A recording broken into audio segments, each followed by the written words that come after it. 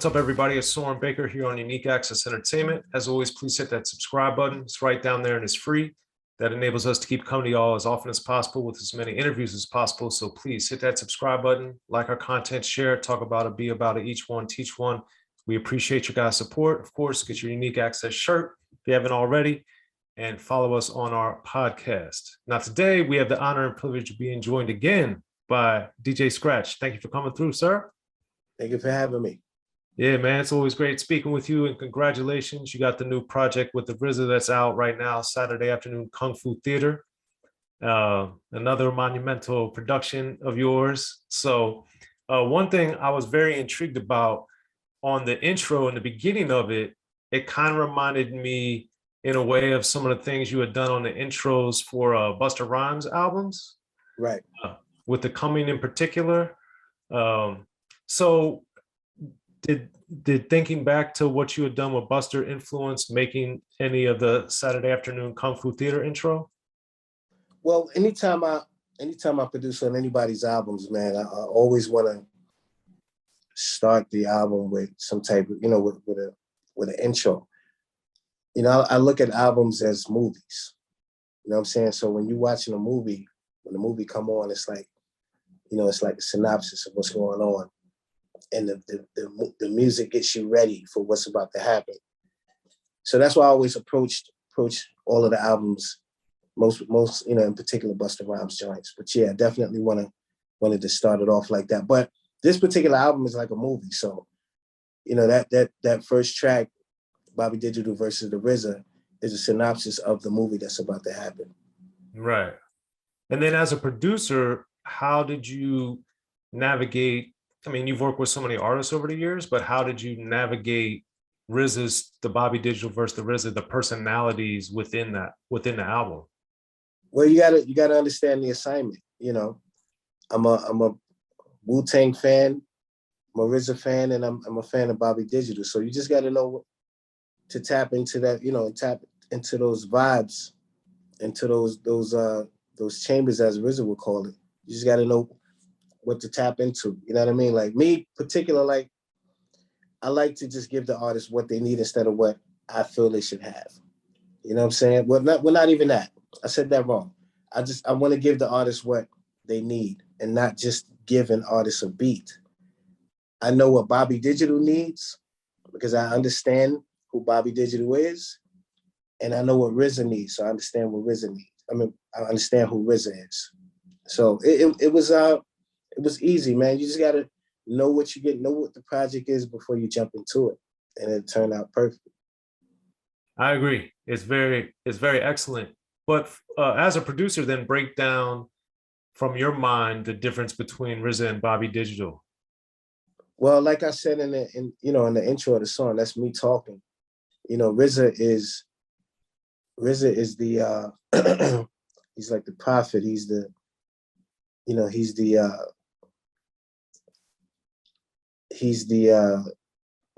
trying to think of the correct words.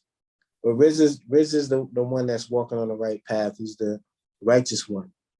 Bobby Digital is a total opposite. He's the narcissistic, hedonistic kind of crazy guy. You know what I'm saying? But both of them spit knowledge. You're just gonna get it in two different forms. Yeah. And I like also on the intro, with your part, I guess you were saying how both egos have an enemy. And throughout Saturday Afternoon Kung Fu Theater, and of course, a lot of RZA's work and a lot of the beats that you've done for other people, there is that spiritual battle that the artist talks about a lot. So why, as a producer, do you think people come to you for that, or that you're able to bring that out for them? Man, I honestly don't know, but it has to just be out of respect of what I do. I don't ask why when someone comes to me. You know what I'm saying? It's like they come into me because I think they believe I'm the person that can get the job done. Okay. And I also liked it how at the end you were like, DJ Scratch is in his laboratory. So for this project, since RZA has also obviously produced so much and done such phenomenal work, how was the interaction for you Because obviously you produce for EPMD, you produce for people that have produced themselves also. But for RZA, since he's also been in charge of such a huge conglomerate, how did you find the interaction was similar or different from other rapper producers you've worked with? Well, this one was different because with EPMD we all produced our albums together. It wasn't just one person. It was all three of us. With RZA, it was he was like the head of Wu-Tang. So with him, honestly, the it was pretty seamless because he's a producer. He's a super producer. And he understands samples and you know what I'm saying, and he knows my work as well. So it was pretty seamless working with him, other than working with other producers, rappers that produce, because he knows samples. You know what I'm saying? Like when I gave him the beat for Never Love Again, he automatically knew what the sample was. It's like, oh shit, yo, that's Love Story. I love that. That's one of my favorite movies. So he wrote a love story to the Love Story sample. You won't get that type of interaction with a rapper, with an MC. You know what I'm saying? Like he knows his shit. He digs in the crates. So he knew exactly what the record was, and he just went from there. He wrote a love story to love story. Yes, and a very intriguing love story with the dominatrix and all kinds of different elements. So you've obviously worked with some phenomenal lyricists and songwriters. So when you hear on like Never Love Again, where he's bringing out like dominatrix and different unusual things in rap to be discussed, how does that affect you as a creative person at all, if at all? No, it doesn't affect me at all. It's like, he's being creative. That's Bobby Digital. You know what I'm saying? Like Bobby Digital is the hedonistic guy. You know what I mean? So we're telling stories. We just wanted to just bring back, a part of what was missing and that's going on. And no shots to anybody else. I don't even know everything that's going on out there, but we just wanted to just bring back Bobby Digital and the RZA and combine them together on one project. But no, it didn't affect me at all, man. It's just good music. It's telling a story. And stories that, like Never Love Again, a lot of women love this record. Like all of the women that hit me, I'm like, yo, they, I asked them what's their favorite song. They say Never Love Again, because it's a story that a lot of people can relate to, men and women, from the men's side, the good part, the bad part, and the women, the good part, the bad part. So it's not affecting me at all. If it did, it wouldn't have made the album. Okay. Well, I particularly liked how he had the floating down the river of love and crashing into the rocks. Crash into the rocks. Yeah, that shit happens. Yeah. So when, as somebody I know who appreciates lyrics, when you hear something, the great imagery like that, what does that mean for you as a rap fan? Man, it's beautiful. It's like, you're working on a project of somebody that you're a fan of, and they're a fan of yours, and then they just pull out some shit that they never done before, and just takes and so it's like I'm a bigger fan now from what he's spitting on his album. It's like, it's a grown up hip hop album. You know what I'm saying? It's adult hip hop. Mm-hmm. So I'm a fan. Like he's pulling out crazy jewels. Yeah, I think also with some of the jewels on the title track, the Saturday Afternoon Kung Fu Theater, where he was talking about friends want his money and his fame, but don't want to accept his teachings.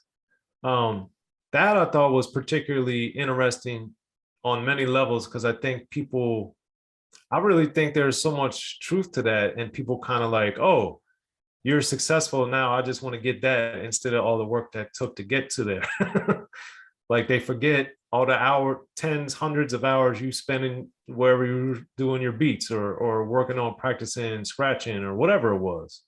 So why is that, do you think, such a hard thing for people to understand, of how much work being good at anything really takes? Well, you know how it goes, man. Everybody see the struggle. Everybody sees the success They see the success, but, you know, they don't want to go through the struggle. They see the success, but they don't want to go through the struggle. And it's just how it is, especially now, man. You know, somebody just do something that'll go viral. Next thing you know, they're famous and get rich quick. You know what I mean? So when you see things like this happening often, especially in the social media world, you know, it makes cats that are trying to get to that level. And usually you got to do your 10,000 hours, 10,000 hours. And cats is like, man, I'm not doing that. Look what he just did. He just did a dance. And now he's making crazy money, you know? So people see those few examples of, you know, somebody getting rich quick, and they don't want to do the grind. Mm-hmm. That's just what it is. It's like, it's so many examples of why cats feel they shouldn't have to do it. Yeah, it's crazy, but not surprising. So with the Saturday Afternoon Kung Fu Theater 2, hallmark, I'd say, of your work has also been piano and horns, and you use both samples and both sounds, I think, excellently throughout the project. Thank you. Oh yeah, you're welcome. Why do those two instruments, or I know the many horns and many types of sounds of piano, but why do those two sound groups appeal to you so deeply? Those just resonate to me. No particular reason, but, you know, I'm a musician. So, you know, every musician has their favorite thing. They like, you know, music, you know, instrument they like to play. I play keys, I play drums, and I used to play horns. But those sounds are the sounds that, you know, and most importantly, like, you know, my signature sound is my bass line. So those are the sounds that resonate to me. No particular reason. That's just my thing. You know, a lot of producers don't have a signature sound. I've been blessed to actually have an identifiable sound that people can identify, but I can just do different styles as well, because I approach music like I approach DJing. You should be able to know how to do every type of style. But yeah, those sounds are sounds that just resonates to me personally. No particular reason. Okay. Then also there's Pugilism on the album, which I really liked, like with how you brought in the sound effects and made it very cinematic, but also that one has like scratching on it, which I was expecting, quote unquote, to hear more scratching on that project. So why did you not have it on every song or all throughout every song? What was the strategy there? Well, every song doesn't need scratching. You know what I'm saying? Every song doesn't need scratching. You put it where you feel it belongs, and that's it. And, you know, this project, man, RZA is really dropping a lot of jewels. Like, and people listen to this project over and over and over, and they be like, yo, man, every time I listen to it, I hear something different that he's saying. So I have to keep listening over and over and over. That's what I wanted people to concentrate on, because he's dropping a lot of science on this project. So scratching on certain songs will just be a distraction from that. I don't want to be a distraction from the jewels he's spitting. But, you know, like I said, certain songs, you don't need scratching on every record. Okay. You can, and that's the thing with DJing. You got to know when to scratch and when not to. You got to know when to do some cool out rub scratches, or when to do some supersonic fast shit. Like, just because you can scratch super fast, crabbing and all of that shit don't mean that you should do it on every record, because it sounds like a bunch of noise and shit after a while. You know what I mean? You got to treat the turntable like it is. It's an instrument. You don't play horns on every track. You don't play organs on every track, because they don't belong. So it's the same thing with scratching. Scratching is an instrument. So you don't play the same instruments on every song. Gotcha. And speaking of RZA's jewels, I think lyrically, probably my favorite is Fisherman.